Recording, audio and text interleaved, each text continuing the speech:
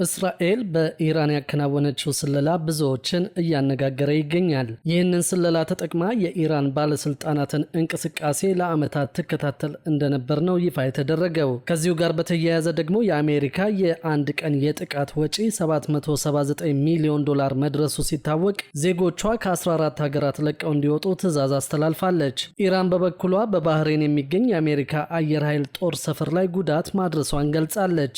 ሰላም ቤተሰቦቻችን፣ መረጃዎቹን የት ሀገርና የት ከተማ ሆናችሁ እየተከታተላችሁ እንደምትገኙ በሐሳብ መስጫው ላይ ጻፉልን። ከመካከለኛው ምስራቅ ጦርነት ጋር በተያያዘ የያዝነውን የሰዓቱን አዳዲስ መረጃዎች አንድ በአንድ ወደ እናንተ እናደርሳለን። እስከ መጨረሻው አብራችሁን ቆዩ።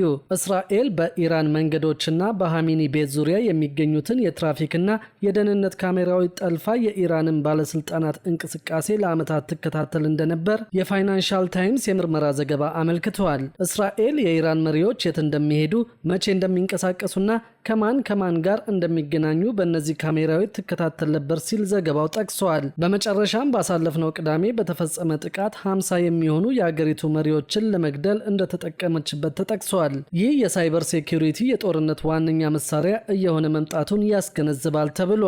ከዚሁ ጎን ለጎን ደግሞ የእስራኤል ጦር በቴሄራንና ቤይሩት ላይ አዲስ ጥቃት መፈጸም መጀመሩ ታውቋል። የእስራኤል መከላከያ በኢራን ዋና ከተማ ቴሄራንና በሊባኖስ ዋና ከተማ ቤይሩት ላይ አዲስ ጥቃቶች መፈጸሙን ያስታወቀው ጦሩ ባወጣው መግለጫ በቴሄራንና ቤይሩት የሚገኙ ወታደራዊ ኢላማዎች ላይ ተከታታይ ኢላማቸውን የጠበቁ ጥቃቶችን እየፈጸምኩኝ ነው ብለዋል። የእስራኤል ጦር በቤይሩት ጥቃቱን መፈጸም የጀመረው በሀገሪቱ ደቡባዊ ክፍል የሚኖሩ ዜጎች አካባቢያቸውን በአስቸኳይ ለቀው እንዲወጡ ማስጠንቀቂያ ካወጣ በኋላ መሆኑ ታውቋል። ጦሩ አክሎም የሂዝቦላ ማዘዣ ማዕከሎችንና መሳሪያ ማከማቻ ተቋማትን ኢላማ ማድረጉን ገልጿል። እስራኤል ወደ ሊባኖስ እግረኛ ጦሯን በማስገባት ተጨማሪ ቁልፍ አካባቢዎችን እንደምትይዝም ገልጻለች። የእስራኤል ጠቅላይ ሚኒስትር ቤንያሚን ኔታንያሁ ጦሩ ወደ ሊባኖስ ገብቶ ተጨማሪ ቁልፍ አካባቢዎችን እንዲቆጣጠር ማዘዛቸውን የሀገሪቱ መከላከያ ሚኒስትር እስራኤል ካትዝ ገልጸዋል። የእስራኤል እግረኛ ጦር ወደ ሊባኖስ እንዲገባ የታዘዘው በእስራኤል ድንበር አካባቢ የሚገኙ ማህበረሰቦች ላይ የሚተኮሰው ሮኬት ለመከላከል በሚል እንደሆነ ታውቋል። የእስራኤል ጦር በሊባኖስ በሚገኙ የሂዝቦላ ኢላማዎች ላይ የሚወስደውን የኃይል እርምጃ አጠናክሮ እንደሚቀጥል ሚኒስትሩ ተናግረዋል። አሸባሪው ድርጅት ወደ እስራኤል በሚያስወነጭፈው ሮኬት የተነሳ ዋጋ እየከፈለ ነው፣ መክፈሉንም ይቀጥላል ብለዋል። የእስራኤሉ መከላከያ ሚኒስትር እስራኤል ካትዝ በድንበር አካባቢ የሚገኙ ማህበረሰቦችን ለመከላከል ቁርጠኛ ነን ሲሉም ተናግረዋል። በገሊላ የሚገኙ ማህበረሰቦችን ደህንነት ለመከላከል ቃል ገብተናል፣ እያደረግነውም ያለነው ያንን ነው ሲሉ ነው ያከሉት። ከዚሁ ጋር በተያያዘ ደግሞ የአሜሪካ የ24 ሰዓት የጥቃት ወጪ $779 ሚሊዮን መድረሱ ታውቋል። አሜሪካ በኢራን ላይ በከፈተችው ወታደራዊ ጥቃት በመጀመሪያዎቹ 24 ሰዓታት ውስጥ ብቻ $779 ሚሊዮን ገደማ ወጪ ማድረጓን መገናኛ ብዙሃን ዘግበዋል። ይህ ወጪ ከአሜሪካ መንግስት የ2026 መደበኛ የመከላከያ በጀት ውስጥ 0.1 በመቶ ብቻ ያህሉ መሆኑም ነው የታወቀው። የአሜሪካ ማዕከላዊ እዝ ይፋ ባደረገው መረጃ መሰረት በዘመቻው ላይ እጅግ ዘመናዊ የሆኑት ቢቱ ስውር ቦምብ ጣይ አውሮፕላኖች፣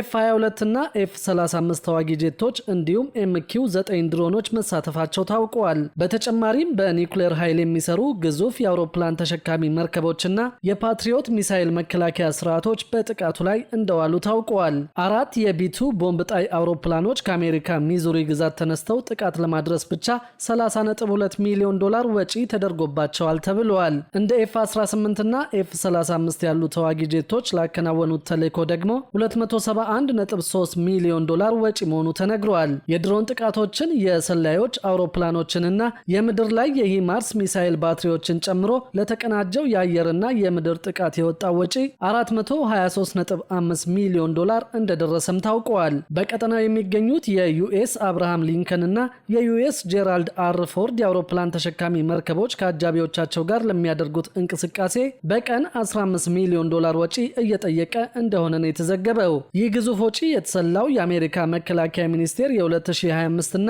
የ2026 የበጀት ሰነዶችን፣ የአውሮፕላኖችን የበረራ ሰዓትና የጥገና ወጪ እንዲሁም ጥቅም ላይ የዋሉትን የጦር መሳሪያዎች ዋጋ መነሻ በማድረግ እንደሆነ ተመላክቷል። ከዚሁ ጎን ለጎን አሜሪካ ዜጎቿ ከ14 ሀገራት በአስቸኳይ ለቀው እንዲወጡ መልእክት አስተላልፋለች።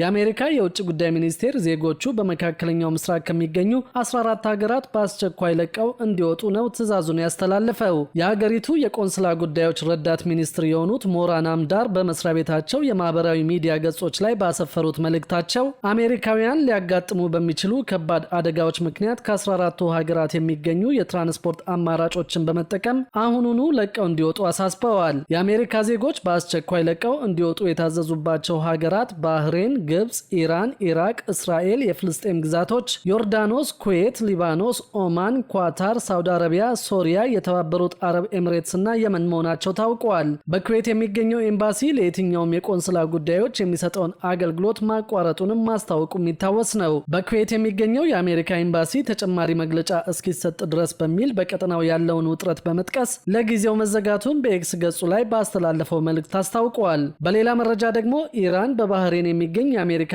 አየር ኃይል ጦር ሰፈር ላይ ጉዳት ማድረሷን ገልጻለች። ኢራን በባህሬን በሚገኘው የአሜሪካን አየር ኃይል ጦር ሰፈር ላይ የፈጸመችው የሮኬት ጥቃት ጉዳት ማድረሱን ያስታወቀችው ፋርስ የተሰኘው የኢራን ዜና ወኪል ያጋራው ተንቀሳቃሽ ምስል ተከታታይ የሮኬት ጥቃቶች በርቀት የሚገኝ ኢላማ ላይ ሲወነጨፉና ሲፈነዱ እንደሚያሳይ ታይቷል። የኢራን አብዮታዊ ዘብ በባህሬን ሼካ ኢሳ ክልል በሚገኝ የአሜሪካን አየር ኃይል ማዘዣና በሰራተኞች ህንፃ ላይ የፈጸማቸው የድሮንና የሚሳኤል ጥቃቶች የነዳጅ ታንከሮችን ማፈንዳቱን ገልጿል። አሜሪካ በጉዳዩ ላይ እስካሁን የሰጠችው ምላሽ ባይኖርም ቀደም ሲል በባህሬን ከሚገኝ የአሜሪካን ጦር ሰፈር ከባድ ጭስ ሲወጣ ታይቶ እንደነበር ተዘግበዋል። ከዚህ ጎን ለጎን እስራኤልና አሜሪካ በጥምረት ባለፈው ቅዳሜ ጥቃት መፈጸም ከጀመሩ ወዲህ የሞቱት ኢራናውያን ቁጥር 787 መድረሳቸውን የቀይ ጨረቃ አስታውቀዋል። መቀመጫውን አሜሪካ ያደረገው የሰብአዊ መብት ቡድን ያወጣው መረጃ እንደሚያሳየው ደግሞ 176 ህጻናትን ጨምሮ 742 ሰላማዊ ሰዎች መገደላቸውን ይፋ አድርጓል።